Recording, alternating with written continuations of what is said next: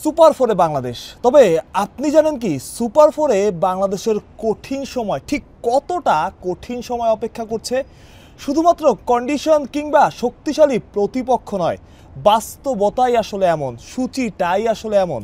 আপনি শুনলে অবাক হবেন, মাত্র 24 ঘন্টার ব্যবধানে বাংলাদেশকে খেলতে হবে 2 ম্যাচ, তাও ভারত পাকিস্তানের মতো প্রতিপক্ষের সাথে।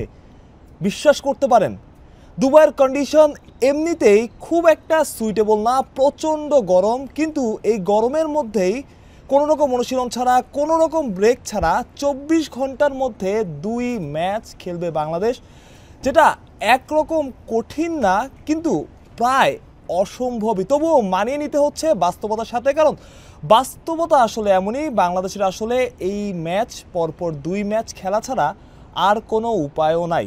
তার আগে জানিয়ে রাখি, চলছে এশিয়া কাপ, আর এশিয়া কাপের সব ম্যাচ আপনি দেখতে পারেন টফিতে।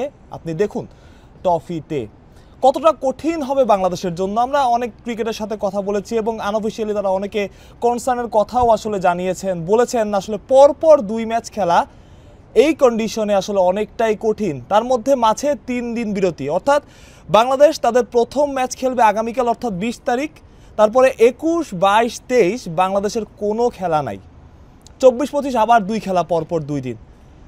এই সূচি নিয়ে আসলে বাংলাদেশকে কিছুটা হলেও বিপক্ষে পড়তে হচ্ছে, কারণ 2টা শক্তিশালী প্রতিপক্ষ, সুপার ফোরের প্রতিটা ম্যাচ বাংলাদেশের জন্য গুরুত্বপূর্ণ।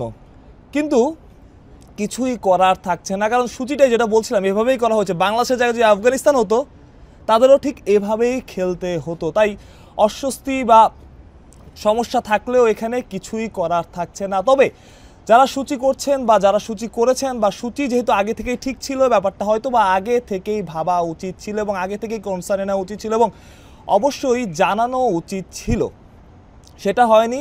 এখন বাংলাদেশ সুপার ফোরে ওঠার পর থেকেই ব্যাপারটা নিয়ে কনসার্ন শুরু হয়েছে, যেটা যদি টুর্নামেন্ট শুরুর আগে হতো, আগে জানানো হতো, তাহলে হয়তো সেই কনসার্নটা থাকতো না।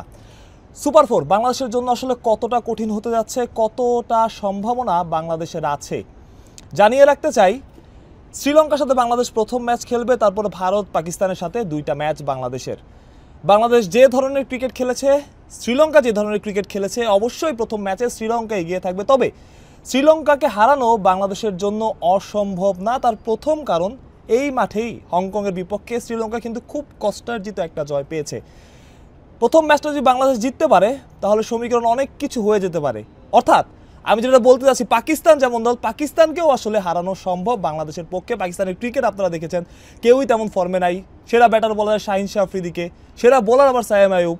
সব কিছু মিলিয়ে বাংলাদেশের 2টা ম্যাচ জেতার সম্ভাবনা খুব ভালোভাবেই থাকছে। ভারতের সাথেও বাংলাদেশের যদি দিন ভালো যায়, ভারতের যদি খারাপ যায়, বাংলাদেশ জিতলেও জিততে পারে। সব কিছু মিলিয়ে সুপার ফোরে থেকে বাংলাদেশের আসলে ফাইনাল খেলার সম্ভাবনাটাও থাকছে। দুবাই আন্তর্জাতিক ক্রিকেট স্টেডিয়াম থেকে মাহফুজ প্রত্যয়, বিডি ক্রিক টাইম।